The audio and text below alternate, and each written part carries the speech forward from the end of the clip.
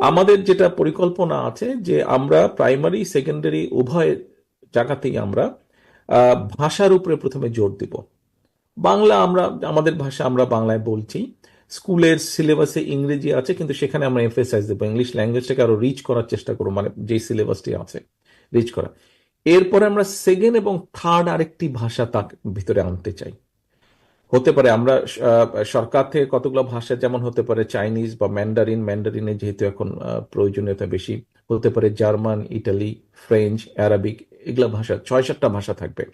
এখন সে হয়তো প্রথমে প্রাইমারিতে প্রথম 2-3 বছর হয়তো সে জার্মানি শিখলো, তারপরে যখন ওটার কোর্স তার কমপ্লিট হবে, তারপরে সেকেন্ডারিতে গিয়ে সে হয়তো আরেকটা ভাষার উপর দখল। অর্থাৎ একটা বাচ্চা যদি বড় হতে হতে মিনিমাম 4টা ভাষার উপরে, নিজের ভাষা তো আছে, এর বাইরে 3টা ভাষার উপরে যদি তার দখল থাকে, আমরা বিশ্বাস করি যে আহ, সে পৃথিবীর যেখানে যাবে মোটামুটি সে একটা কিছু করে নিতে পারবে। কারণ ভাষাটা কিন্তু খুব ইম্পর্টেন্ট যদি সে বিদেশে যায়।